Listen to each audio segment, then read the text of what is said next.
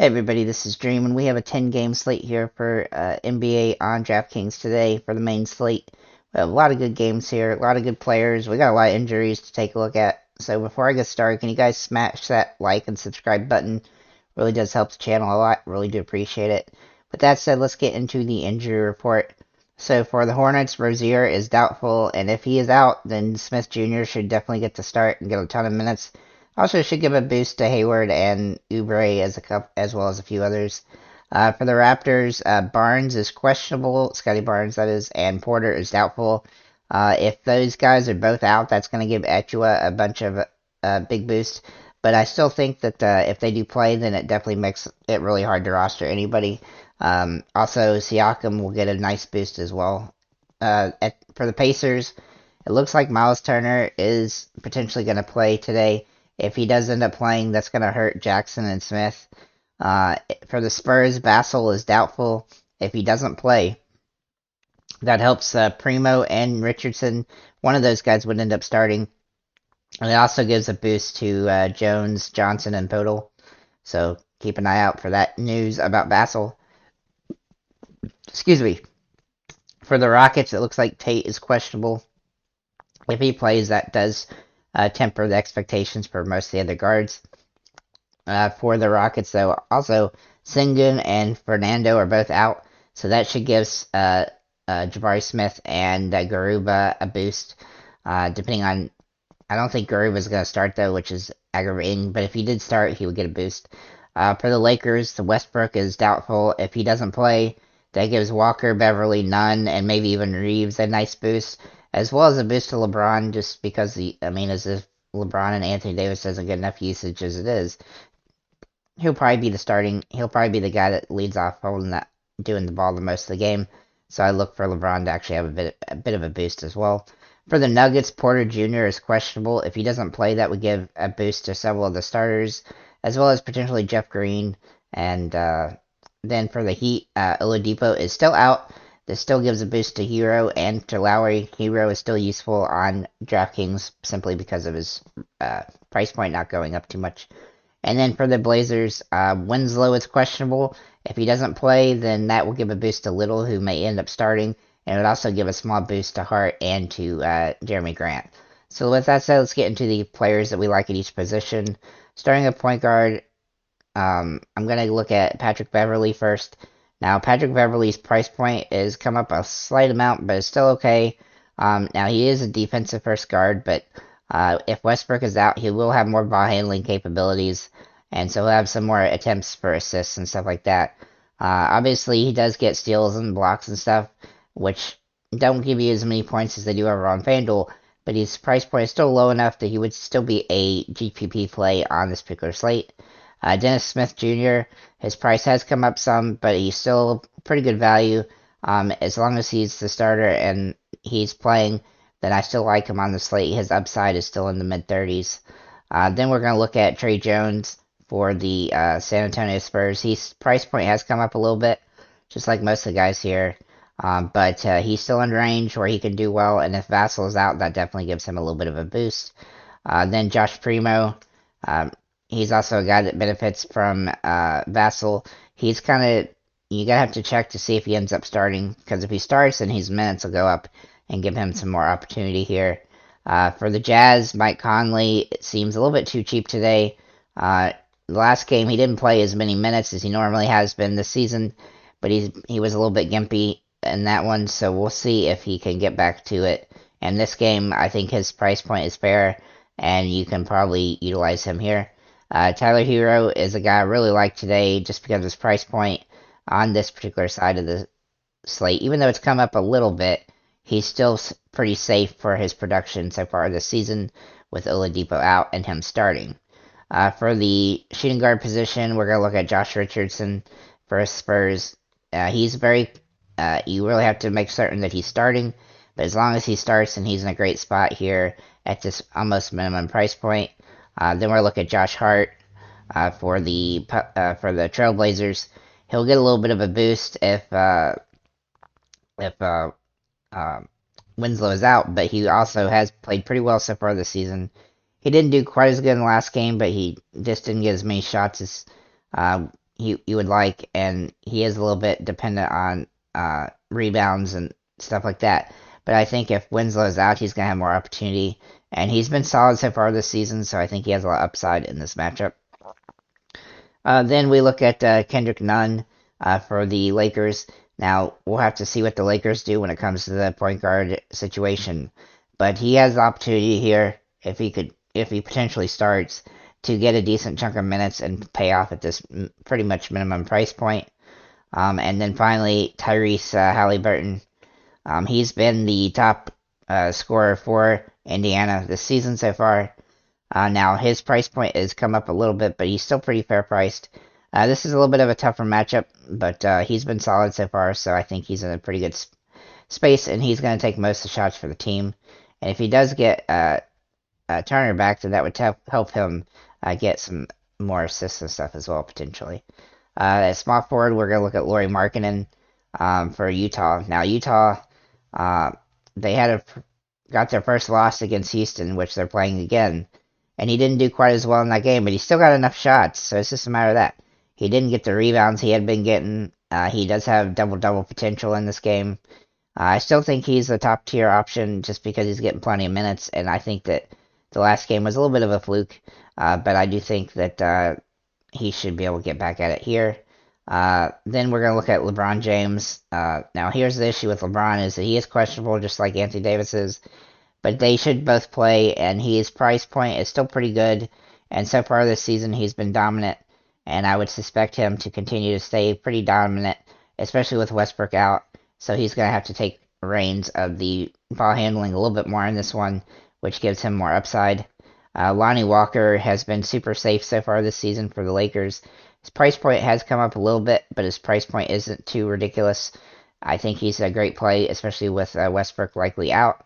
Then we look at Gordon Hayward for the Charlotte Hornets.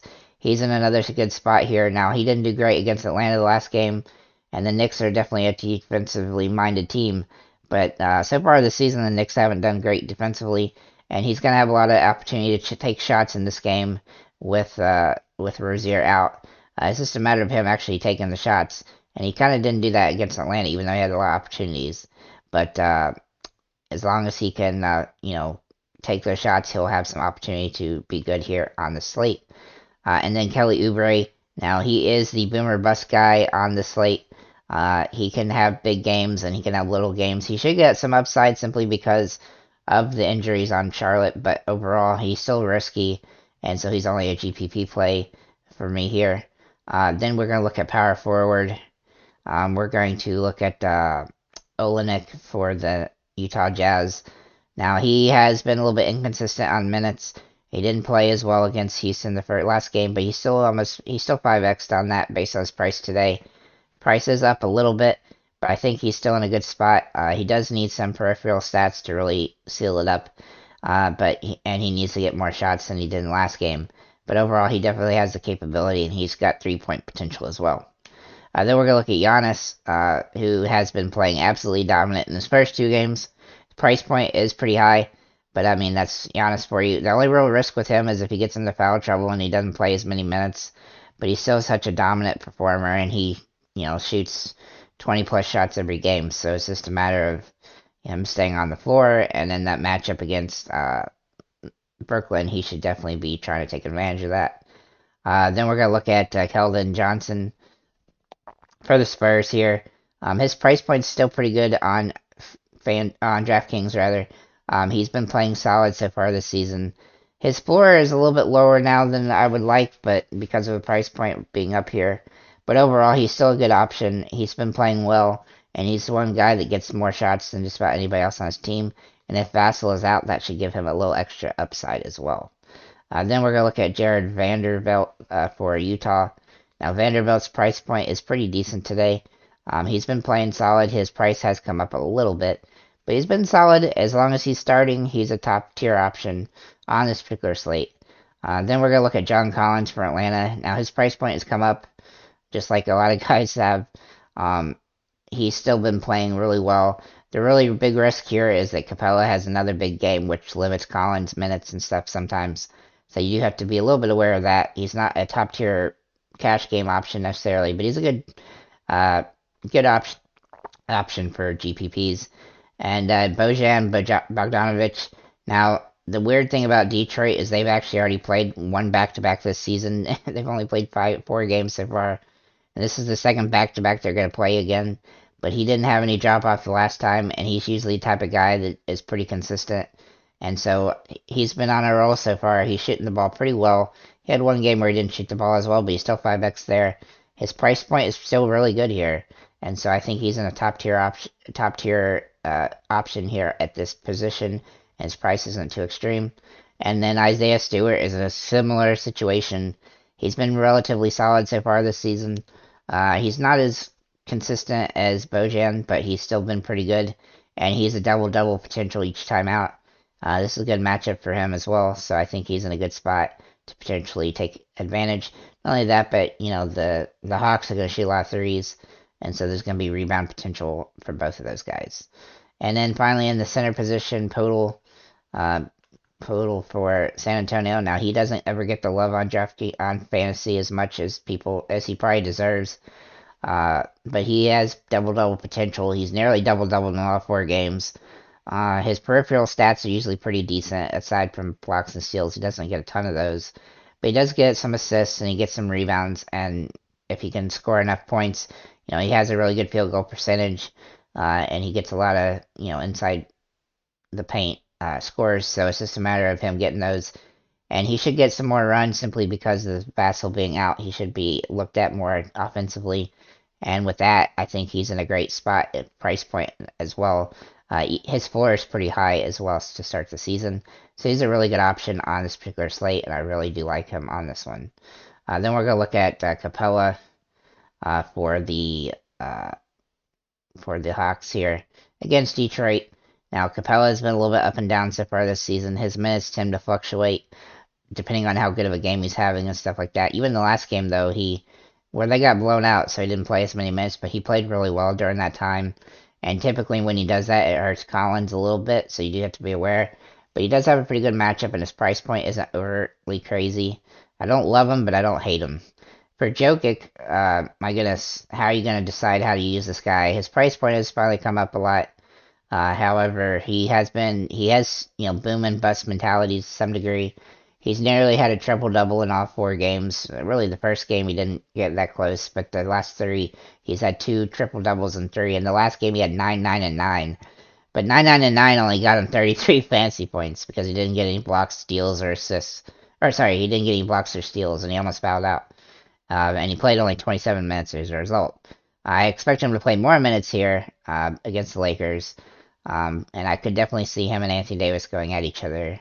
So not sure that the rebounding is going to be quite as easy in this one simply because of having Anthony Davis on the floor. But Jokic is also a guy that can get a lot of rebounds, and especially because the Lakers are going to shoot a lot of threes probably. And so I look for him to be a good option. Then Bam Adebayo. Now his price point is still really good. He's been inconsistent so far this season, but he is in a good matchup here against Portland, and he should get some opportunity overall against a pretty good team. Then Pascal Siakam, he's been playing absolutely out of his mind so far this season. His price point has come up a little bit, but he's still in a pretty good spot. But he's dominated all 4 games. He's playing 35-plus minutes. If the guys that are on the injury report are still out, then he's definitely a big-time play. But you have to check in on that, closer to the lock. And then Nikola Vucevic, his price point is still pretty good here on DraftKings. He is a little bit boomer bust this season so far. He hasn't been getting the rebounds in a couple games, but in the last game he had 23 rebounds, and against Indiana, he should definitely have some opportunity to get rebounds because Chicago's going to shoot a lot of jump shots, and so we'll have to see how that goes. But I think he's in a good spot. Or something, Indiana's going to shoot a lot of jump shots. So he should be able to get some opportunity in this one to get rebounds and get points. And he definitely spreads the floor out, so it makes it easier for other guys to get in the lane and stuff like that. So I do think he's a good play on this particular slate. With that said, that's what I have for DraftKings here. This slate is not as ideal as I'd typically like a 10 or 11 game slate. Seems like DraftKings has really gotten the price points risen some for a lot of guys, which makes it a little bit harder. But overall, you can still build some really quality lineups. There's a pretty good amount of value available, depending on the injury situations and stuff like that. So, with that said, thank you guys for liking, commenting, subscribing. If you have any comments or questions, feel free to leave them below. And have a nice day, guys.